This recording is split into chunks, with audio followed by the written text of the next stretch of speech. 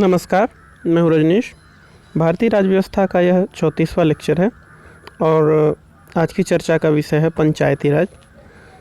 तो आइए शुरू करते हैं। पंचायती राज स्थानीय स्वशासन का एक प्रयोग है भारत में जो किया गया है। प्राचीन भारत में जो गाँवों में ग्राम पंचायतें होती थीं और वो पंचायतें गांव के न्याय प्रणाली की और गांव के मुद्दों को, गांव की समस्याओं को सॉल्व करने के लिए काम करती थी। तो उसी अनुरूप पंचायती राज की व्यवस्था 1992 में 73वें संविधान संशोधन द्वारा की गई। तो इस पर जो मुख्य बातें संविधान के में दी हुई हैं और उसके पीछे का जो बैकग्राउंड है उन सब पर हम चर्चा करेंगे। परीक्षा में यह बहुत ही उपयोगी टॉपिक है और भारतीय राज्य व्यवस्था के अलावा भी यह पूछा जाता है क्योंकि यह बहुत सारे अन्य विषयों का भी भाग है। लोक प्रशासन में पंचायती राज का जुड़ाव है, लॉ एंड गवर्नेंस में भी है। तो इस तरह से यह महत्वपूर्ण है। स्थानीय स्वशासन सरकार का तीसरा स्तर है। पहले दो स्तर की चर्चा हम कर चुके हैं, केंद्र सरकार और राज्य सरकार। यह तीसरा स्तर है जो कि ग्रामीण क्षेत्रों तक या नीचे तक जुड़ा हुआ है, ज़मीन तक जुड़ा हुआ है। स्थानीय मुद्दों पर यह कार्य करता है। स्थानीय लोगों की सहभागिता, उनके प्रतिनिधित्व और केंद्र तथा राज्य से प्राप्त संसाधन निर्देशों के अनुसार सामाजिक आर्थिक विकास को ज़मीनी स्तर तक पहुंचाता है। तो इसका मुख्य काम है स्थानीय मुद्दों को सॉल्व करना और जो भी सामाजिक आर्थिक योजनाएं हैं उनको सरकारों से निर्देश प्राप्त करके लागू करना। स्थानीय स्वशासन के लिए ग्रामीण क्षेत्रों में पंचायती राज की व्यवस्था की गई है। स्थानीय स्वशासन दो तरह का होता है। शहरी क्षेत्रों में नगर पालिका, नगर पंचायत और नगर निगम, और ग्रामीण क्षेत्रों में ग्राम पंचायत होते हैं। उनके ऊपर जनपद पंचायत या ब्लॉक लेवल पे ब्लॉक पंचायत, जो भी कहिए, अलग अलग राज्यों में इनका अलग अलग नाम है। और जो जिला स्तर पर है जिला परिषद कहलाता है या जिला पंचायत कहलाता है। तो इस तरह से अलग अलग नाम है, लेकिन मुख्य रूप से हमें यह समझना है कि ग्रामीण स्तर पर पंचायत और शहरी स्तर पर नगर पालिका, नगर निगम कहलाता है। 1992 के 73वें संविधान संशोधन के द्वारा इसे लागू किया। वैसे तो इसे पहले नेहरू जी के टाइम में ही इसे लागू किया गया था, एक पायलट प्रोजेक्ट की तरह। शुरुआत में राजस्थान के नागौर में इसे लागू किया गया था, लेकिन 1992 के 73वें संविधान संशोधन के द्वारा इसे संवैधानिक मान्यता प्रदान की गई और यह प्रत्येक राज्यों में नियमित रूप से लागू किया गया। अर्थात मतलब यह संविधान में मान्यता प्राप्त होने के बाद यह ज़्यादा प्रभावी हो गया।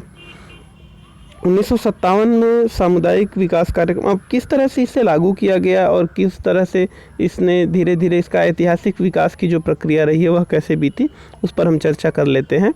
तो बहुत सारी कमेटियों का गठन समय समय पर किया गया कि स्थानीय स्तर पर किस तरह से मुद्दों को सॉल्व किया जाए, प्रशासन की क्या व्यवस्था की जाए, तो इसके लिए विकास कार्यों को कैसे लागू किया जाए, इसके लिए अलग अलग कमेटियों का गठन किया गया। जैसे 1957 में सामुदायिक विकास कार्यक्रम और राष्ट्रीय विस्तार सेवा के कार्यक्रमों के लिए जांच के लिए और उनमें सुधार के जो परामर्श हैं, सुझाव हैं, उनके लिए एक कमेटी का गठन किया गया था, बलवंत राव मेहता कमेटी। तो इस कमेटी ने लोकतांत्रिक विकेंद्रीकरण की बात की। लोकतांत्रिक विकेंद्रीकरण का मतलब कि अभी तक जो हम सरकार की चर्चा की वह केंद्र के शासन है, एक केंद्र में है और दूसरा राज्यों की में है, अर्थात यह राजधानी तक सीमित है। सारे काम राजधानी से ही हो रहे हैं, वहीं से निर्देशित होते हैं। तो स्थानीय स्तर पर स्थानीय मुद्दों पर इन पर कम ध्यान जाता है, इसलिए यह जो विकेंद्रीकरण की व्यवस्था, लोकतांत्रिक विकेंद्रीकरण की बात की गई और इसी के लिए पंचायती राज के लिए उन्होंने सुझाव दिया। तो बलवंत राय मेहता की कमेटी की कुछ सिफारिशें हैं, उन पर हम चर्चा कर लेते हैं। पहले तो बलवंत राय मेहता कमेटी ने ग्रामीण स्वशासन की बात की और उसमें 3 स्तरीय पद्धति की बात की, जिसमें कि ग्राम स्तर पर, ग्रामीण लेवल पर ग्राम पंचायत और ब्लॉक लेवल पर पंचायत समिति और जिला स्तर पर जिला परिषद होंगे। अलग अलग नाम इसके हो सकते हैं, लेकिन इन्होंने यह नाम सुझाया था। ग्राम पंचायत या ग्राम सभा के चुनाव प्रत्यक्ष रूप से होंगे, पंचायत समिति और जिला परिषद के चुनाव अप्रत्यक्ष रूप से होंगे।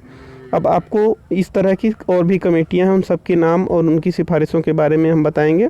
मुख्य रूप से परीक्षा के लिए उपयोगी इनमें से कुछ कुछ बातें हैं, उन्हीं को हमने सम्मिलित किया है। तो इन्होंने कहा, बलवंत राय मेहता कमेटी ने कहा कि जो ग्राम सभा के चुनाव होंगे, अर्थात ग्राम पंचायत सबसे जो नीचे का स्तर है, उसके चुनाव सीधे जनता के द्वारा होंगे और परिषद और ब्लॉक के चुनाव, जिला परिषद और ब्लॉक के चुनाव जो होंगे वो इन्हीं सदस्यों के द्वारा किए जाएंगे और इन्हीं इकाइयों को विकास और योजनाएं सौंपी जाएंगी जिससे विकास कार्य हो सके। पंचायत समितियों में कार्यकारी निकाय, जिला परिषद सलाहकारी पर्यवेक्षक होगी, अर्थात ये जो बीच का लेवल है इन्होंने बलवंत राय मेहता कमेटी ने कहा कि बीच के लेवल में जो है ब्लॉक लेवल पर वहीं पे ही सारे कार्यपालिकी निर्णय लिए जाएंगे। जिला परिषद केवल निर्देशित करेगी, वह कार्यपालिकी निर्णय नहीं लेगी। जिला परिषद का अध्यक्ष जिलाधिकारी होगा और जनतांत्रिक निकायों में शक्ति व उत्तरदायित्व का वास्तविक स्थानांतरण हो, अर्थात सरकार जो है जनता को शक्ति सौंप दे कि वह चुनाव करके अपने प्रतिनिधियों को चुने और उन प्रतिनिधियों को कार्य करने की आज़ादी मिल सके। तो इस तरह से बलवंत राय मेहता कमेटी ने सबसे पहले पंचायती राज की शुरुआत की बात की और यह भी कहा कि 3 तरह की पंचायतें होनी चाहिए, 3 स्तर का पंचायत की व्यवस्था होनी चाहिए और उन्हें मुख्य रूप से जो बलवंत राय मेहता की कमेटी की सिफारिश थी कि उन्हें इतनी शक्तियां दी जाएं कि वह अपने कार्यों को सुचारू रूप से चला सकें। इसके बाद 1977 में अशोक मेहता समिति की स्थापना की गई। इसने तो 132 सिफारिशें प्रस्तुत की। उनमें से प्रत्येक को तो हम यहाँ प्रस्तुत नहीं कर सकते, किंतु परीक्षाओं में जो पूछी जाती हैं उनके बारे में हम चर्चा करेंगे।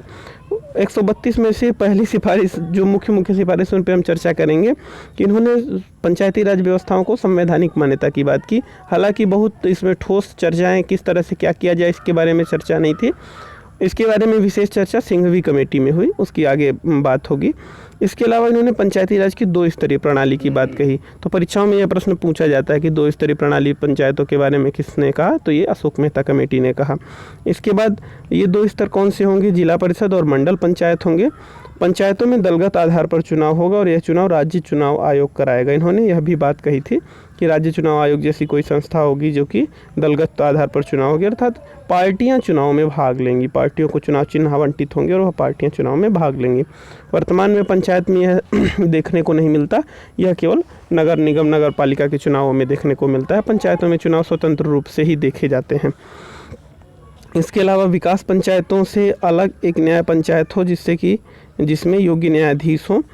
और इन्होंने न्याय पंचायत की बात की। न्याय पंचायत पहले जो प्राचीन भारतीय पद्धति थी शासन की, उसमें पंचायतों को न्याय का मुख्य कार्य सौंपा गया था। तो उस तरह की एक न्यायाधीश से युक्त पंचायत की बात इन्होंने कही। कराधान की शक्ति की बात कही कि पंचायतों को कर वसूल करने की भी कुछ अधिकार दिए जाएं। और अनुसूचित जातियों जनजातियों के आरक्षण की बात कही और स्वैच्छिक संगठनों की भूमिका की बात बताई। अनुसूचित जातियों एवं जनजातियों को आरक्षण प्राप्त हो उनकी जनसंख्या के अनुपात में, और इस तरह जो पंचायत का प्रयोग होगा उसमें जनता को लोगों को प्रेरित करने के लिए स्वैच्छिक संगठनों की भी भूमिका होगी, उनकी भी भागीदारी होगी। तो अशोक मेहता समिति में 2-3 महत्वपूर्ण प्रश्न पूछे जाते हैं। पहली बात तो इन्होंने 2 स्तरीय पंचायत की बात की थी, इन्होंने न्याय पंचायत की भी बात की थी। यह 2 प्रश्न महत्वपूर्ण रूप से पूछे जाते हैं। कराधान की बात कही थी कि पंचायतों को टैक्स लगाने की आज़ादी हो, उन्हें अधिकार प्राप्त हो। उसके बाद जीवीके राव समिति की स्थापना की गई, इसका गठन किया गया 1985 में।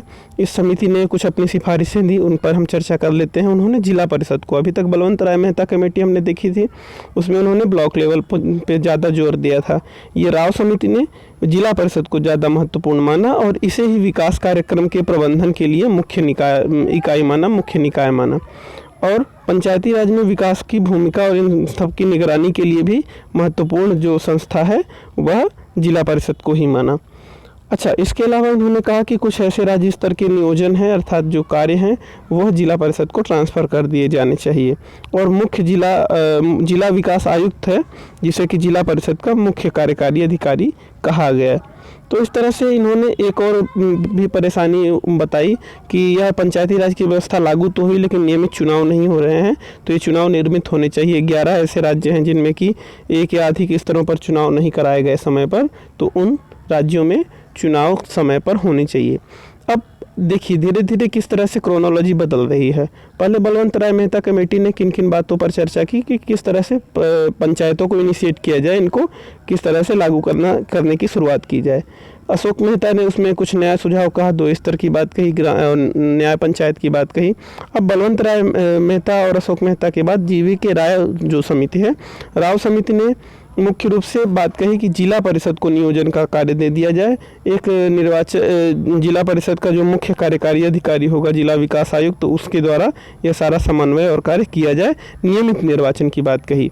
अब इसके बाद से सिंघवी कमेटी आती है। तो उसने देखा कि अभी राज्यों में अलग अलग, पिछली कमेटी ने जिस तरह से कहा था कि चुनाव नहीं हो रहे हैं समय पर, तो उन चुनावों को समय पर कराने के लिए 86 में जो सिंघवी समिति आती है उसने अलग तरह के अपने सिफारिशें दी। राजीव गांधी सरकार ने इसकी स्थापना की थी और इसका मुख्य कार्य था कि लोकतंत्र एवं विकास के लिए पंचायती राज संस्थाओं के पुनरुद्धार पर जो एक अवधारणा पत्र प्रस्तुत करना था, एक सिफारिश देनी थी। तो इस तरह से इस कमेटी ने अपने सिफारिशों में मुख्य जो बातें कही उस पर हम चर्चा करते हैं। सिंघवी कमेटी की पहली बात है कि पंचायती राज संस्थाओं को संवैधानिक मान्यता दी जाए और संविधान में एक नया अध्याय जोड़ा जाए जिससे कि पंचायती राज निकायों को स्वतंत्र व्यवस्था की जा सके। इनके लिए निष्पक्ष चुनाव कराने के लिए भी संवैधानिक उपबंध हो। अर्थात अब जब राज्यों के द्वारा लापरवाही बरती गई तो सिंघवी कमेटी ने यह सिफारिश की कि इन्हें संवैधानिक मान्यता दी जाए, जिससे कि इसका अलग अगर लापरवाही हो तो संविधान का उल्लंघन माना जाएगा। तो इस तरह से संवैधानिक मान्यता देने से इन्हें अवश्य रूप से लागू किया जाए। दूसरी बात कि चुनाव के लिए भी एक स्वतंत्र व्यवस्था की जाए जिससे कि समय समय पर चुनाव हो सके। न्याय पंचायत की बात भी इन्होंने की, गाँवों के एक समूह को मिला करके, और ग्राम पंचायतों के पुनर्गठन को महत्व दिया, मुख्य रूप से ग्राम सभा को। अभी तक जो मुख्य बातें थी तो इसके पहले चर्चा की गई थी। बलवंत राय मेहता कमेटी ने ब्लॉक लेवल पे कहा था और जो अभी राव समिति थी, राव समिति ने जिला परिषद को कहा था, जबकि इन्होंने ग्राम सभा को यानी ग्राम पंचायत जो सबसे नीचे का स्तर है उसे महत्व ज़्यादा दिया। और आर्थिक संसाधनों को उपलब्ध कराने की बात भी कही। साथ ही पंचायती राज संस्थाओं के विघटन, उनके कार्यों संबंधित विवादों के लिए न्यायिक अधिकरण की स्थापना, अर्थात पंचायती राज्यों को के संबंधित जो विवाद हो रहे हैं उनके चुनाव से संबंधित, उन्हें हटाने से संबंधित, तो उनके लिए सामान्य न्यायालय में जाने की आवश्यकता न पड़े, अलग से न्यायाधिकरण बनाया जाए जिससे कि उनका आसानी से जल्दी निपटारा किया जा सके। तो इस तरह से हम देखते हैं कि यह 3 समितियां महत्वपूर्ण थीं, बलवंत राय मेहता समिति और अशोक मेहता, इसके बाद राव समिति, और ये अभी हमने सिंघवी समिति पढ़ी है। 4 समितियां महत्वपूर्ण थी। इनके अलावा फिर बाद में 2 समितियां थुंगन समिति और गाडगिल समिति भी आई। इन समितियों का भी अलग अलग सुझाव है। थुंगन समिति 1988 में आई जिसने कि संवैधानिक मान्यता देने की बात कही, इस पर हम पहले भी चर्चा कर चुके हैं। नियमित चुनाव की बात कही, निश्चित कार्यकाल की बात कही। निश्चित कार्यकाल यानी इनका 5 साल या 10 साल जितना भी कार्यकाल हो निश्चित हो, इसके पहले इन्हें भंग न किया जाए आसानी से। और जिला कलेक्टर को कार्यकारी अधिकारी बनाने की बात कही। साथ में वित्त आयोग के गठन का सुझाव दिया, जो राज्य के द्वारा अनुदान दिए जाए, जो भी धन आवंटित किया जाए, इसके लिए वित्त आयोग के गठन की बात कही। तो थुंगन समिति और गाडगिल समिति के बहुत सारे जो कार्य हैं वह मिलते जुलते हैं। और इस तरह हम देखते हैं कि थुंगन समिति और गाडगिल समिति के सिफारिशों के माध्यम से हम समझ सकते हैं कि उस समय अब धीरे धीरे पंचायती राज को शीघ्र ही लागू करने की बात होने लगी थी। गाडगिल समिति ने भी 1988 में स्थापित गाडगिल समिति ने भी इसी तरह की व्यवस्था की बात कही है, जिसमें कि मुख्य रूप से 5 वर्ष के कार्यकाल की बात है, 3 स्तरों पर सीधे निर्वाचन की बात है। अभी तक हमने बलवंत राय मेहता कमेटी में देखा था कि केवल नीचे के स्तर पर निर्वाचन की बात उन्होंने कही थी, बाकी ऊपरी स्तरों पर उन्हीं सदस्यों के द्वारा निर्वाचन होना था, जबकि अब धीरे धीरे सीधे निर्वाचन की बात हो रही थी। अब गाडगिल कमेटी और थुंगन कमेटी की सिफारिशें, जो भी इसके पहले बलवंत राय मेहता समिति की सिफारिशें, सिंघवी समिति की सिफारिशें, तो इस तरह से हम देखते हैं कि अलग अलग कमेटीज की सिफारिशों को लागू करने के लिए सरकार अलग अलग तरह के प्रावधान करना चाह रही थी। इन सारे प्रावधानों को संविधान में लागू करने के लिए पारित करना था और इसके लिए लोकसभा और संसद में प्रयास भी चलता रहा। लेकिन 1989 से 92 तक जो भी प्रयास किए गए वह 2 अलग अलग, एक तो कुछ राजनीतिक अस्थिरता के कारण, पहले राजीव गांधी सरकार, उसके बाद से वीपी सिंह की सरकार कुछ ही समय तक चल सकी, उसके बाद से नरसिम्हा राव की सरकार आई। तो इस तरह से 1992 में नरसिम्हा राव सरकार में इसे पारित किया जा सका। 1992 में 73वां संविधान संशोधन जो था उसके द्वारा यह पंचायती राज की व्यवस्था लागू की गई। अब हम देखते हैं कि 73वें संविधान संशोधन अधिनियम 1992 में क्या क्या मुख्य बातें थीं। तो इसमें 2 बातें थीं महत्वपूर्ण रूप से, जो 2 नए प्रावधान किए गए वह यह कि एक नया भाग जोड़ा गया, भाग 9, और दूसरा एक नई अनुसूची जोड़ी गई, अनुसूची 11वीं अनुसूची, जिसमें कि 29 कार्यकारी विषयों की चर्चा की गई थी। 29 ऐसे विषय जिन पर कि ग्राम पंचायतें कार्य कर सकेंगी, ग्राम पंचायतों के कार्यों की लिस्ट बनाई गई थी। अब इसमें क्या क्या मुख्य बातें थी उन पर हम चर्चा कर लेते हैं। पहले तो ग्राम सभा पर बात कही गई थी। ग्राम सभा यानी कि ग्राम स्तर पर गठित पंचायत क्षेत्र के सभी मतदाताओं से निर्मित होगी, अर्थात जो सबसे नीचे का स्तर है ग्राम पंचायत के जितने भी मतदाता हैं उन सबको ग्राम सभा का सदस्य माना जाएगा और वह सबसे नीचे का स्तर होगा। सभी मतदाता मिलकर के अपने लिए एक प्रतिनिधि का चुनाव करेंगे, पंच और सरपंच जो भी। अब यह सारी व्यवस्थाएं राज्यों में अलग अलग हिसाब से हैं, किंतु कुछ कुछ बातें संविधान में अनिवार्य रूप से कही गई हैं। उन अनिवार्य बातों को हम यहाँ पर चर्चा करेंगे। कुछ बातें राज्यों के लिए स्वैच्छिक रूप से छोड़ दी गई हैं, तो वह प्रत्येक राज्यों में अलग हो सकती हैं। तो अनिवार्य बातों की चर्चा हम यहाँ पर कर रहे हैं। पहला तो ग्राम सभा है, दूसरा त्रिस्तरीय पंचायत, अर्थात 3 स्तर होंगे पंचायत के, ग्राम स्तर, माध्यमिक स्तर और जिला स्तर। तो यह जो ग्राम स्तर है वो ग्राम पंचायत, माध्यमिक स्तर का नाम ब्लॉक पंचायत या जनपद पंचायत या जो भी अलग अलग राज्यों में अलग अलग नाम है, और तीसरा है जिला स्तर पर जिला स्तर, इसका जिला पंचायत या जिला परिषद नाम होगा। तो इस तरह से 3 स्तरीय पंचायत होगी। इसके सदस्यों और अध्यक्ष का निर्वाचन होगा, गांव स्तर पर सीधे निर्वाचन होगा और बाकी जिला और माध्यमिक स्तर जो है इन पर यही ग्राम स्तर के चुने हुए सदस्य उनका माध्यमिक और जिला स्तर पर चुनाव करेंगे। अनुसूचित जातियों एवं जनजातियों के लिए उनकी जनसंख्या के आधार पर आरक्षण होगा। यह व्यवस्था भी कही गई है कि जो भी जनसंख्या का अनुपात है अलग अलग राज्यों में, उस हिसाब से प्रत्येक राज्य में सीटों का आरक्षण होगा। और साथ ही महिलाओं के लिए भी 1/3 सीटों का आरक्षण होगा, 1/3 सीटें महिलाओं के लिए आरक्षित होंगी।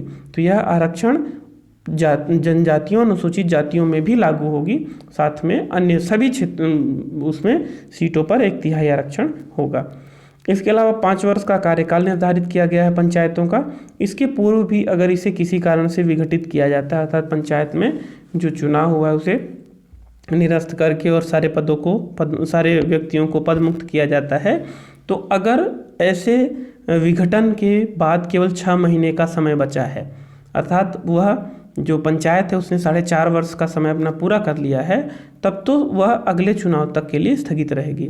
अगर इससे ज़्यादा का समय बचा हुआ है तो ऐसे विघटन के बाद पुनः चुनाव होगा और यह चुनाव शेष अवधि के लिए होगा, अर्थात अगर 2 साल में पुनः चुनाव हुए तो अगली गठित की गई पंचायत 3 साल के लिए मात्र रहेगी, पूरे 5 साल नहीं रहेगी। तो कुल मिलाकर के यह एक अनोखी इसमें व्यवस्था की गई है कि जो 5 वर्ष का कार्यकाल है और अगर बीच में विघटन हो तो शेष समय के लिए निर्वाचन होगा, पूरे 5 वर्ष के लिए निर्वाचन नहीं होगा।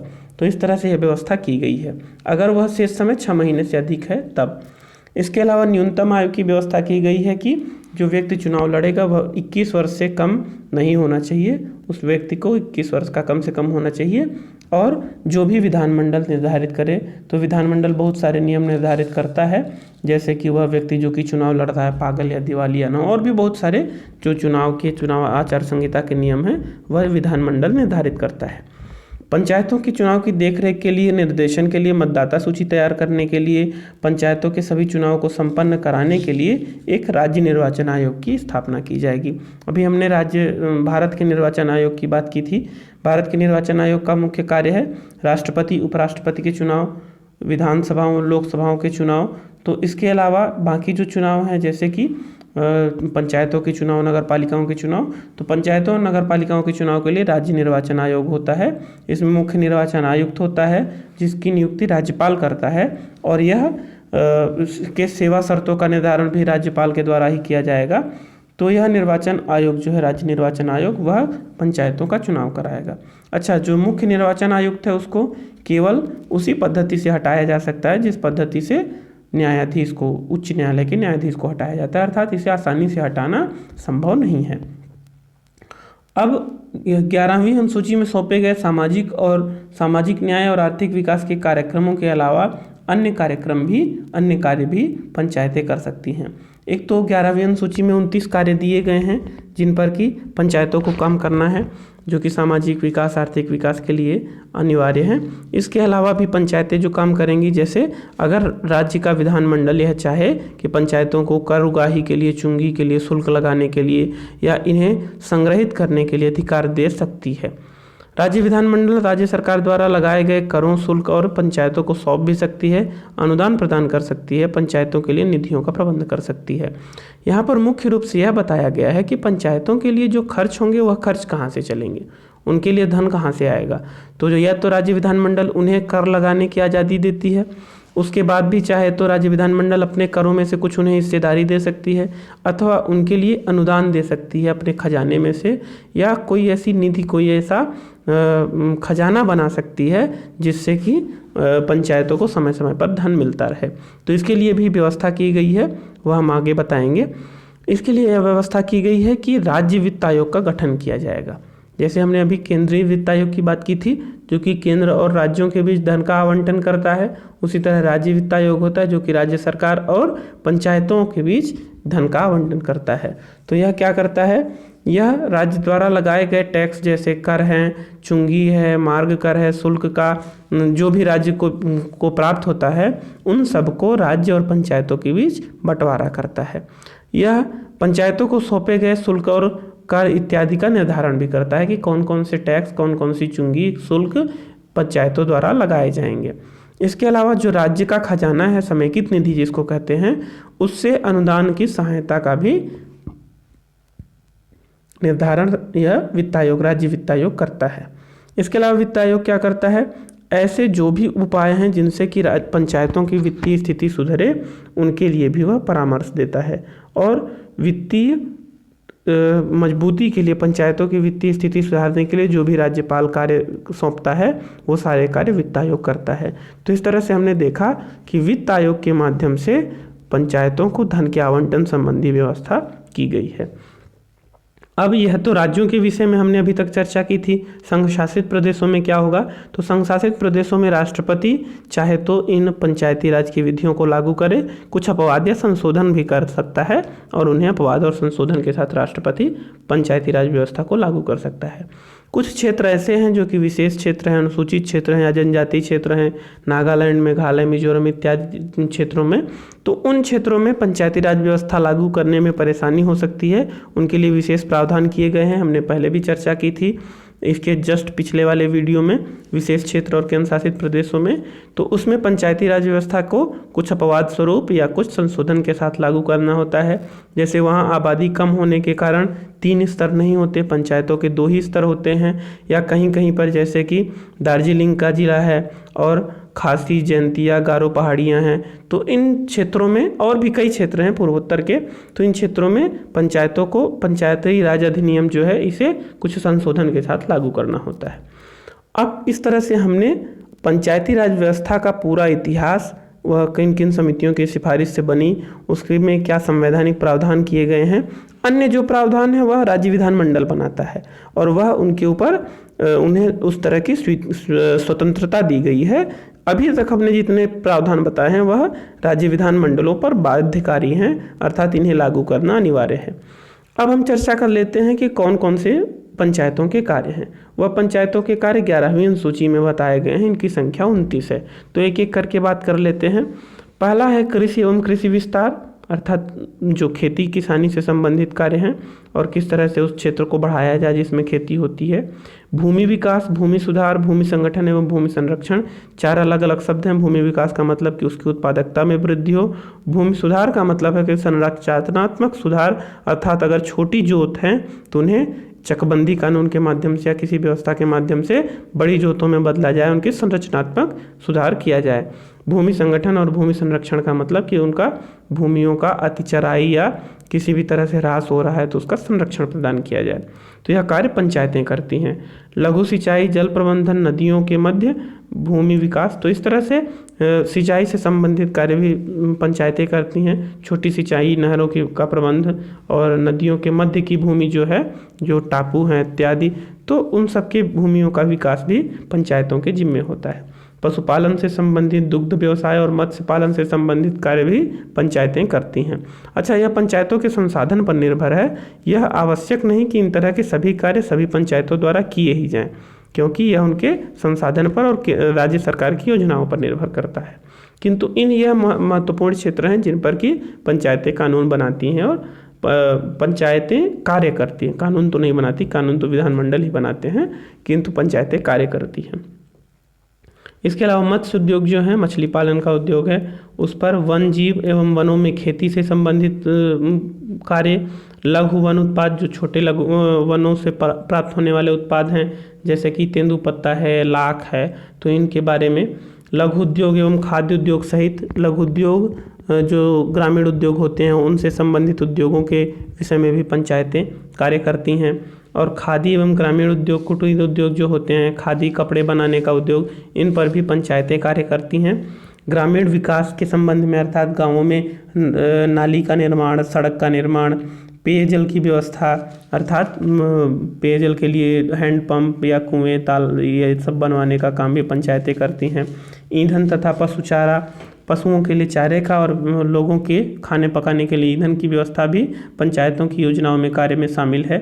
सड़क बनवाना, पुल बनवाना, अगर नदियों के लिए तटबंध है इत्यादि, जल मार्ग की व्यवस्था करना, अर्थात जो भी संचार के साधन हैं वह छोटे मोटे साधन भी पंचायतों द्वारा उपलब्ध कराए जाते हैं। ग्रामीण विद्युत एवं विद्युत विभाजन के कार्य भी पंचायतें कर सकती हैं। गाँवों में भी विद्युत पहुंच सके और उनका वितरण हो सके, इसके लिए पंचायतें काम करती हैं। गैर परंपरागत ऊर्जा के स्रोत जैसे सोलर है, पवन चक्की है, तो इनकी व्यवस्था भी पंचायतों के कार्य के अंतर्गत आता है। गरीबी उन्मूलन के कार्यक्रम जो हैं, जैसे कि स्वरोजगार है और गरीबी उन्मूलन के लिए लोगों को हर हाथ हर काम, ऐसे करके बहुत सारे कार्यक्रम चलते हैं, मनरेगा है, तो इन सबको पंचायत स्तर पर ही लागू किया जाता है।